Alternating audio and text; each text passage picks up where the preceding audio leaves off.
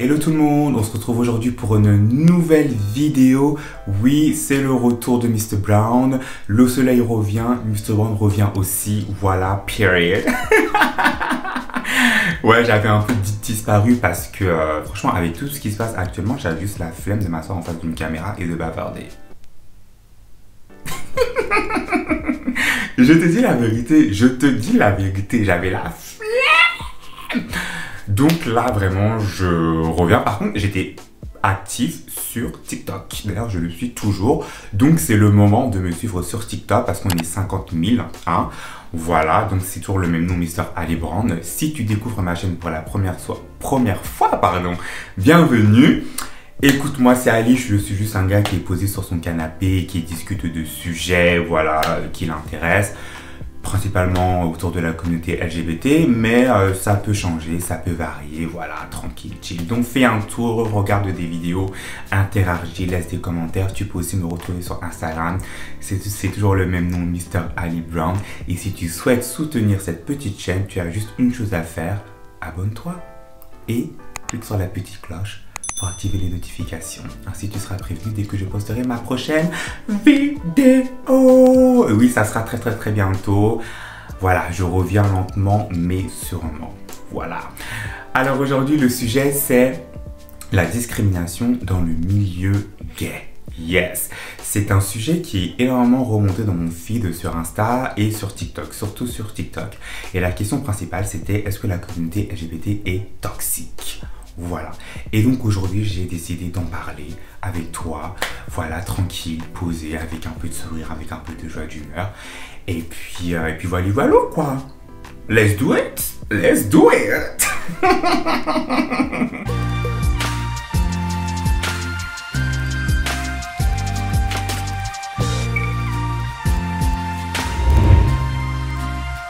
Alors avant de rentrer dans le vif du sujet, je tiens à dire que je vais parler de beaucoup de choses que j'ai pu voir parce que j'observe énormément, j'adore observer les gens, you know.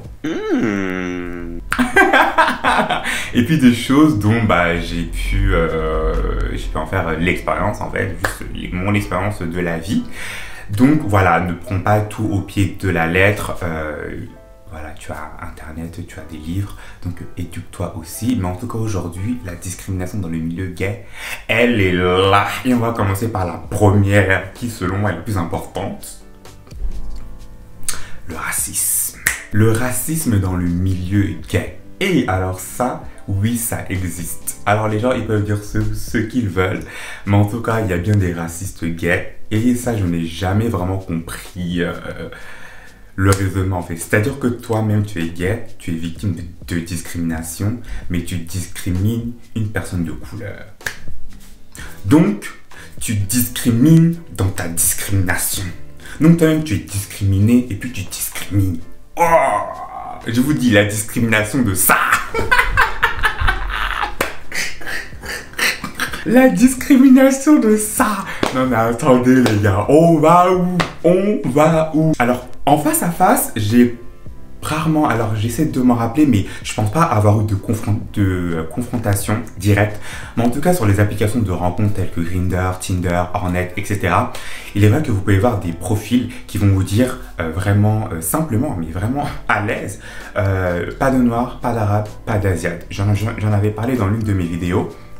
Et moi, c'est quelque chose qui m'a toujours choqué, parce que je me suis dit, enfin, tu peux pas genre exprimer comme ça ton racisme publiquement, à l'aise, comme ça, alors que tu n'as même pas de photo de profil déjà de 1, mais ces gens-là, en fait, si vous leur parlez, ils vont vous dire que c'est normal. Ils vont vous dire, non, mais écoute, moi, j'ai pas de temps à perdre, je ne parle pas au noir, je ne veux pas sortir avec un noir, je ne veux rien faire avec un noir, je ne veux rien faire avec un asiate, je ne veux rien faire avec un arabe. Donc, je te bloque, en fait. Ok? Et donc moi c'est quelque chose qui m'a toujours choqué, surpris. Et en fait ça me frustre parce que je me dis, on peut pas genre discriminer les gens sur quelque chose en fait qu'ils ne peuvent pas changer. Vous voyez ce que je veux dire? Je peux pas changer ma couleur de peau et tu ne peux pas changer ton orientation sexuelle. Donc tu es qui tu es et je suis qui je suis en fait. Mais anyway, ça c'est un sujet vraiment hyper long, c'est même un débat. Mais fallait que ça sorte. Dans le milieu gay, il y a beaucoup de racistes. It is what it is. La négrophilie, elle est présente. Alors ça, les gars qui aiment les noirs, juste parce que ils s'imaginent que forcément on a le plantain qui est énorme, on va les soulever dans tous les sens, on va les jeter de gauche à droite, forcément genre on est tous musclés, etc. Je suis en mode calme-toi là, calm down, ok? Je ne suis pas the African, j'ai même bégayé, the African dream, I am not the African dream. Non mais sérieux quoi, il y en a en fait, ils nous aiment juste pour ce qu'on a en bas, period. Genre il n'y a rien, il y a le cœur, la personnalité, ça ne les intéresse pas.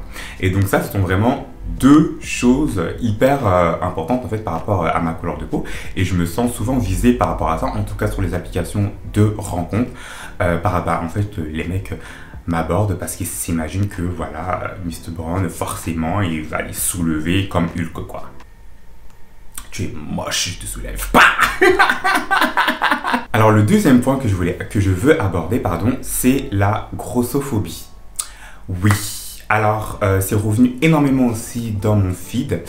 Et je vais écoute, je vais te donner une définition, period, like simple. La grossophobie, c'est l'ensemble des attitudes et des comportements hostiles qui stigmatisent et discriminent les personnes grosses, en surpoids ou obèses. Voilà. Donc j'ai pris une définition officielle, j'ai fait mes recherches, tu peux aussi aller sur internet et faire tes recherches. Mais en gros, c'est discriminer les personnes, voilà, grosses, en surpoids, etc. Alors, comment est-ce que ça se traduit?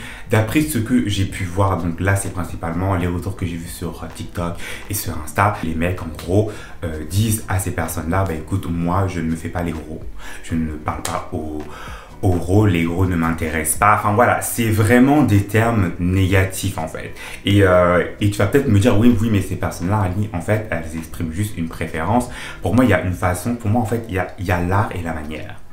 Tu peux dire à quelqu'un, écoute, il n'y a pas le feeling. I don't feel you, you don't feel me, we don't feel each other. Mais c'est beaucoup plus violent si tu dis, je ne me fais pas les noirs, je ne me fais pas les gros, je ne me fais pas les arabes. C'est trop direct, c'est trop cru et en fait, bah, tu passes automatiquement pour une personne qui discrimine une autre personne par rapport à sa couleur de peau ou parce que elle est en surpoids. Le point aussi que je souhaite soulever en parlant de la grossophobie, c'est que le milieu gay en fait est quand même hyper superficiel. Et sincèrement, je n'ai pas encore rencontré un seul gay qui m'a dit que j'avais tort. Peu importe que tu sois beau, que tu te trouves beau, pas beau, nanana, on sait tous que le milieu gay, en tout cas nous les gays, on est hyper superficiel. Et d'ailleurs, on peut même voir ça à la télé, dans les séries et les films. Un gay, c'est quoi? Un gay, il est musclé. Un gay, il est mince, il est musclé. Il est sexy, il est imberbe.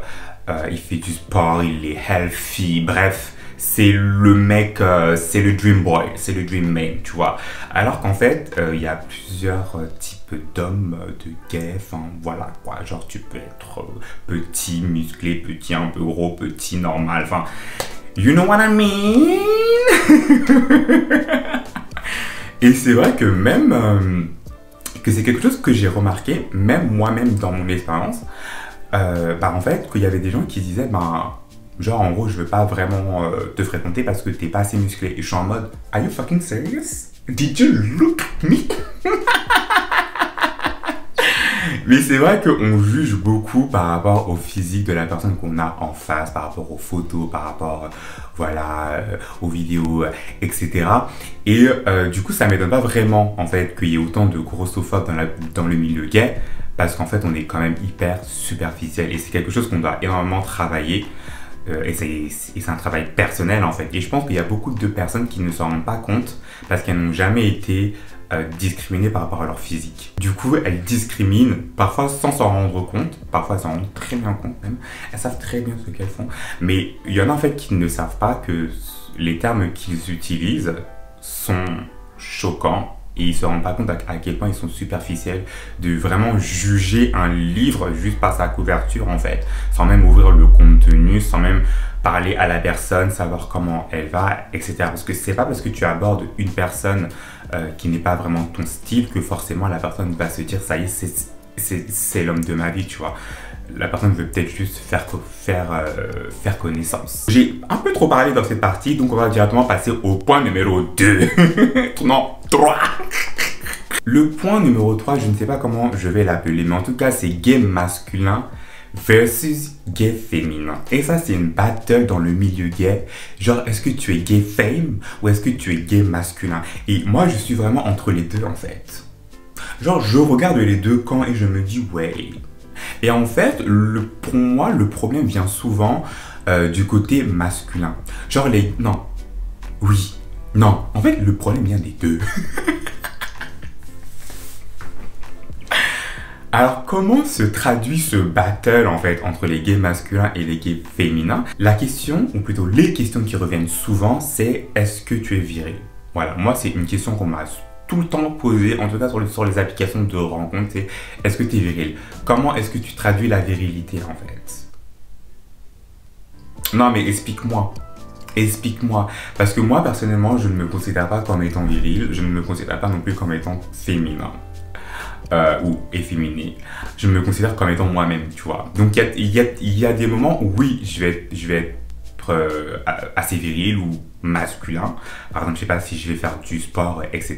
Il y a des moments où je vais être plus féminine ou enfin je vais être plus féminin. Pardon. I forgot myself.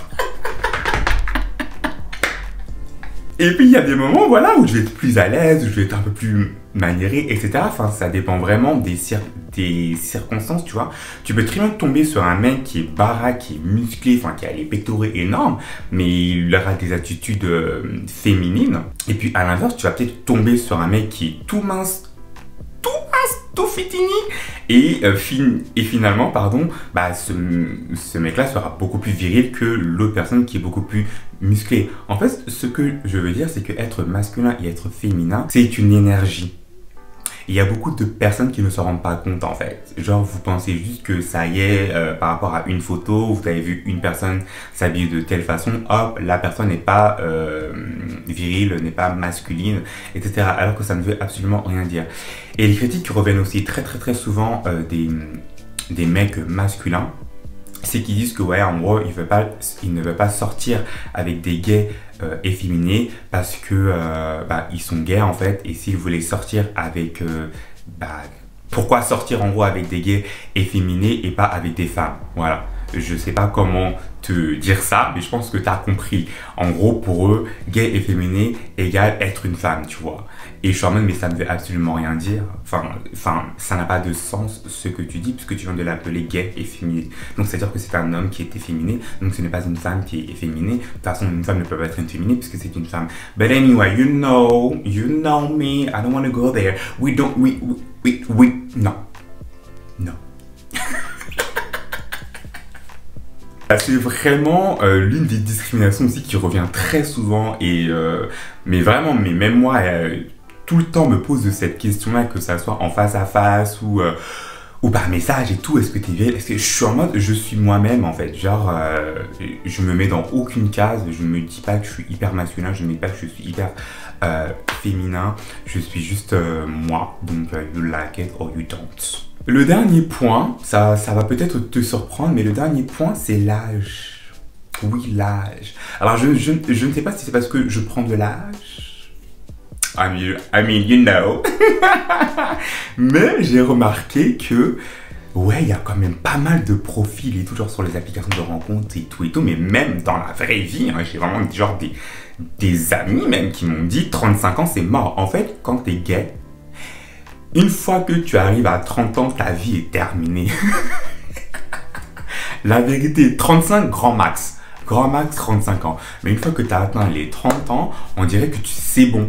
Les mecs te rejettent. En mode, moins de 30 ans, only. Moins de 35 ans, only.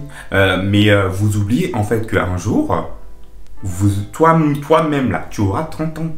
Tu oublies qu'un jour tu auras 40 ans. Tu oublies qu'un jour tu auras 50 ans. En fait, parfois on traite les personnes qui sont plus âgées que nous comme si nous-mêmes, en fait, on allait rester jeunes toute notre life.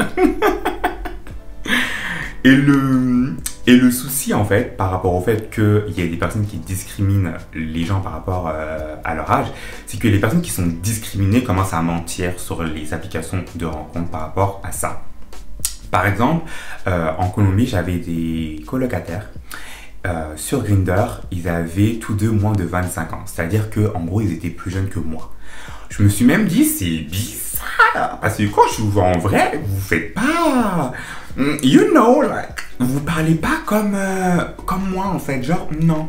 Mais je me suis dit, chacun son chacun. Maintenant, un jour et tout, j'étais dans la cuisine avec mon coloc. Et là, il me dit, non, en fait, j'ai 35 ans. Et j'ai fait, what? Et mon autre coloc avait genre, je crois aussi 33 ans et tout. J'étais en mode, mais vous vous foutez de ma gueule ou quoi? Et du coup, je leur dis, mais en fait, là, vous mentez sur votre âge, sur les réseaux.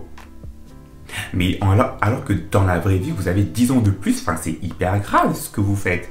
Et en gros, ils ont rigolé. Genre, comme, non, mais c'est juste une application. Ne t'es préoccupé. J'étais là, ah, mais je me préoccupe.